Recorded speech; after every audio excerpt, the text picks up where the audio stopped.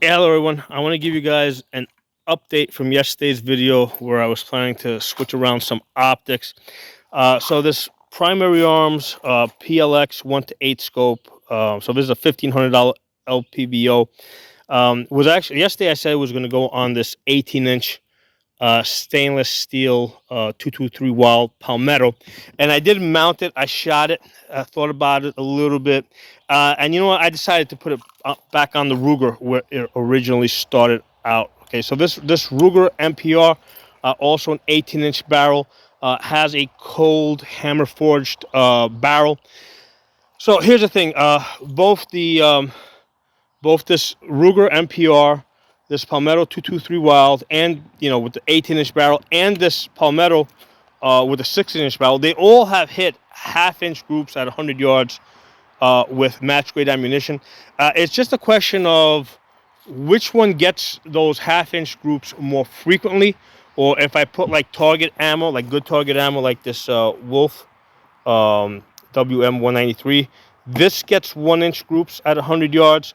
So, but I don't always get the 1-inch groups. I'm not always shooting my best. So, something. So there's so we're talking about averages. So on average, what I have found is that regardless if I'm shooting match grade ammunition or just good target ammunition, the Ruger MPR with the 18-inch cold hammer forged barrel gets the better groups more frequently. Okay, so it's not like the other ones can't hit the same accuracy. It's just how just like percentages. Like how often do I get the better groups? With which gun do I get the better groups? And this is on like sometimes I'll swap the low, like the I'll put this lower on any one of these, so I'm shooting the same trigger group. And what I have found over like probably eight years at this point, the Ruger cold hammer forged MPR 18-inch gets the better groups more frequently. So I decided, you know what, $1,500 LPVO, let's put it back on the Ruger MPR where it started. Now the interesting thing here is that I've got a $1,500 scope on, I think it was a 600. When I bought this Ruger MPR, it was $640. So it's like, okay, why do I have a freaking $1,500 scope on a $640 rifle? You know what? Because it's a half MOA rifle. I mean, they're all half MOA rifles. It's just a question, like I said, of how frequently I get those groups. The thing to understand with scopes versus AR-15s, AR-15s are like a fully developed technology. Okay, it doesn't matter if you get like a barrel from Palmetto, or some other budget company, or you get it from a high-end Gucci company that sells like $3,000 ARs. You can get half-inch groups with match grade ammunition on all of them. Okay, there's only so many companies out there that make the machines that basically make barrels. Okay, so they would actually have to go out of their way to make a machine that makes less accurate barrels. So the most important component for AR-15 accuracy is the ammunition. Okay, that's the thing that's going to make a difference, especially if you're shooting match-grade ammunition. That's what's going to give you the better accuracy. You can also get good target ammo like I got here, which is really like efficient because I can get 1-inch groups, for not too much money. That's why this $1,500 scope went on this Ruger MPR. Over the last 8 years or so, I've seen that this gets the better groups. It gets the half-inch groups with the match ammunition or the 1-inch groups with the good target ammo more frequently. Okay. Now the Palmetto stainless steel one is also really good. It's just I get those groups just a little bit less frequently. And then this 16-inch, right? Because these two are 18 inches. The 16-inch one over here, I got several Palmetto 16 inches. I mean, they'll all get like 1-inch groups with good target ammo. And occasionally they'll get it with the match grade ammo. I mean, Palmetto is just a great bargain, but anyway, I wanted to basically just give you an update on this, and also I'm going to put a link below in the comments to a playlist for the Ruger MPR. I've done lots of videos on the Ruger MPR over the last 8+ years that I had this. So if you're interested in the Ruger MPR, which I think is an excellent rifle, you know, it's like probably like one of the cheapest cold hammer forged barreled rifles that you can get. Like that cold hammer forged, like usually what you'll see in like in the Gucci guns. So it's a great bargain for the $640, and the price does fluctuate. I mean, at times people have told me that they're as high as $900, then the price will come back down. I've had a few viewers from Europe that tell me that in Europe they got to pay like $2,000 plus for the Ruger MPR. Okay,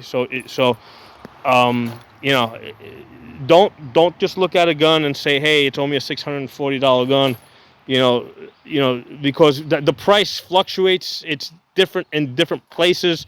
Look at the performance, look at what it does, and I've been very happy with the Ruger MPR. I've got lots of ARs, done tons of reviews on different ARs, and also other guns, AKs, etc.